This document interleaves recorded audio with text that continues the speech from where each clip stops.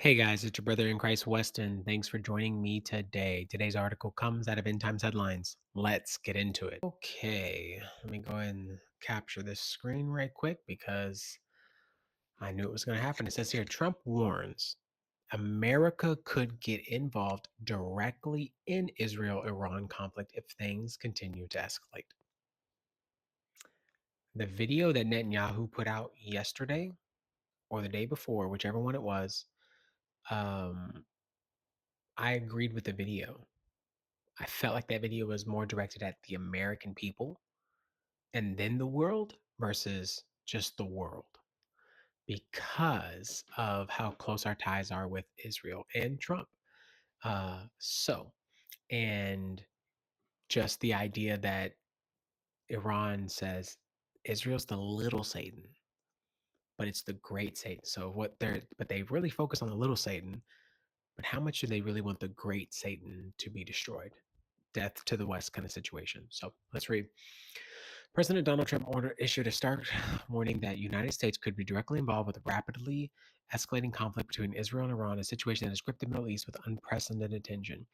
The statement made in an interview with ABC News comes amid a third consecutive day of intense airstrikes and missiles exchanged between the two nations, marking some of the most direct, prolonged hostilities in their history.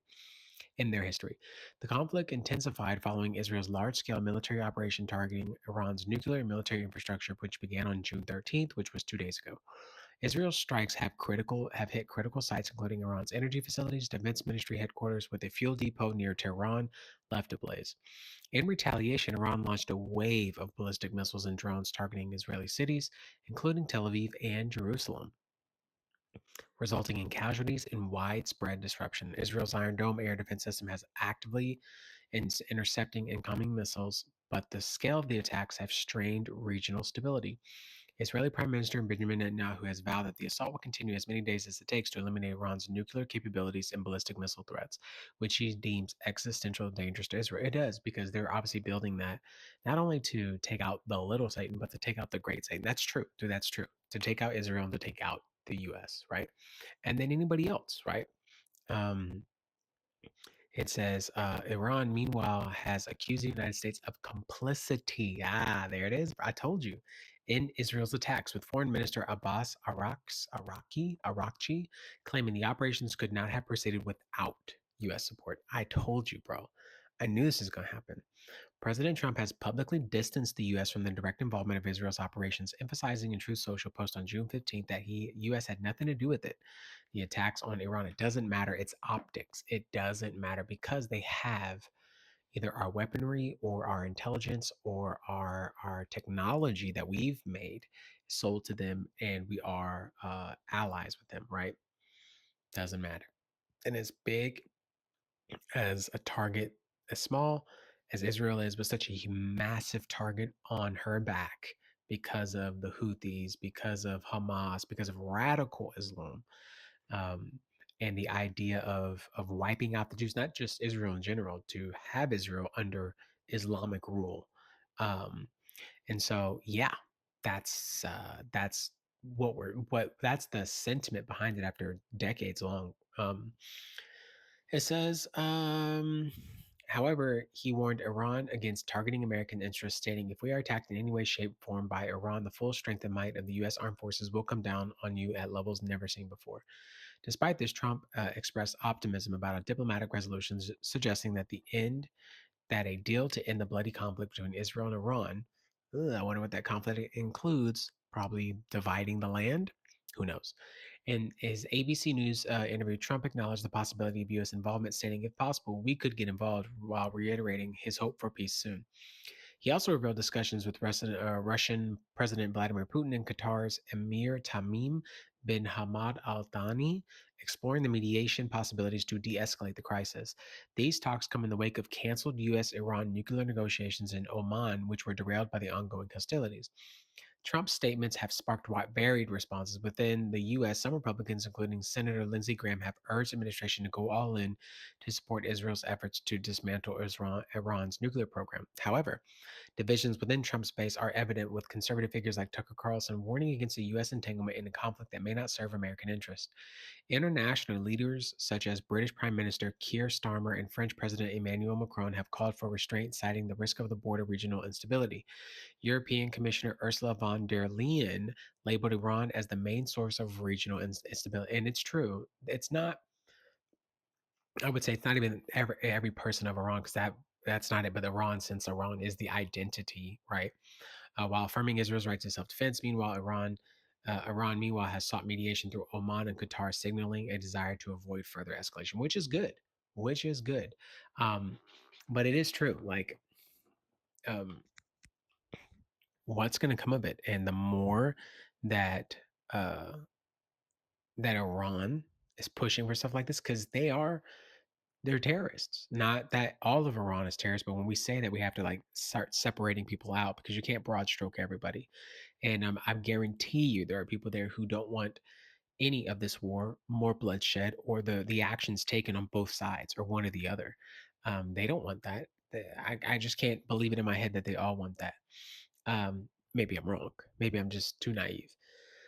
Uh, but the truth is I believe that there are people there who want peace, who want to grow their families and to live safe and to be safe, and to also be respected and treated humanely and treated like people, human beings, imago Deus, made in the image of God, at least from the obviously the true God, and that's what we're talking about.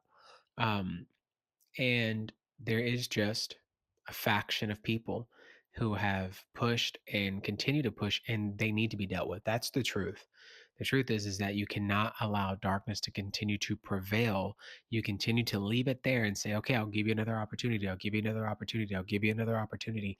And every time you do it, they take the opportunity, advantage of it, to try to push their agenda, to unalive more people, and to do very monstrous acts, disgusting, vile, wicked acts that we have seen time and time and time and time again. And just recently, doing stuff like that, taking out whole families, performing acts on women and against their will. Um, and then, it's vile, like for real. And that is not all of them, but that is some of them. And they need to be dealt with. That's the truth. That is the truth. I'm sure there's people there who want them to be pushed out, to be handled. And so, what do you do? I don't know, but what I do know is they need to come to the table, and there needs to be some kind of peace. And there needs to be some kind of reconciliation. And I don't know if there can be. Um, but America's interests, I agree with Tucker. Like, hey, like, we're always getting involved in other wars, not because we don't want to come to people's aids and come to our allies' aids. At the same time, at what cost is it to the American people that we continue to do this? At what detriment is it to us? It's not because we leave the whole world to fight their own battles, but it is their own battles.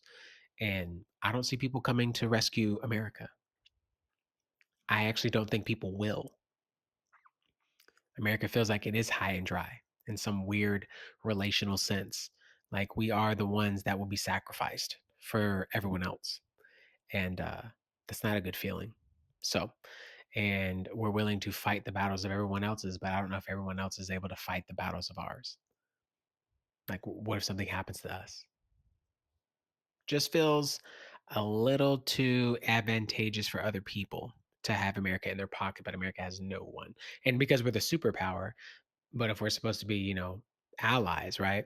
And we continue to do this over and over and over and over, there's something wrong between the communications, between the deals, and between what's actually happening. And if it's actually benefiting the American people or taking advantage and hurting the American people, hurting America. So I don't know, man. But that's the video, guys. If you like the video, be sure to like the video. If you want to see more, be sure to subscribe. Happy Father's Day. Fathers, you matter. You are the most important person in your household. You are the head, and you report to Christ, and everybody else reports to you. I pray for your protection, your wisdom. I pray against any lust of the eyes, lust of the flesh, the pride of life, any sin in your life, anything that needs to go. I pray for healing over your life, healing over your mind, healing over your eyes. advances in your finances, great stewardship of all of these important responsibilities of your family first before anything. I rebuke anything that would try to take away that ministry or try to get in the way of that ministry, because that's the one you will be held accountable for. You are favored. You are trusted with the name Father. You are loved.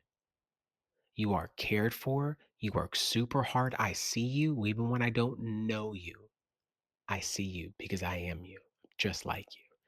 A father, a husband, working in this very, very tough role, and the amount of emotions I feel. So happy Father's Day, and the things that go on in my brain every single day. Man, I need to hear another man tell me I'm a good father. And I need to hear it. So I hope you hear my heart. See you guys in the next one.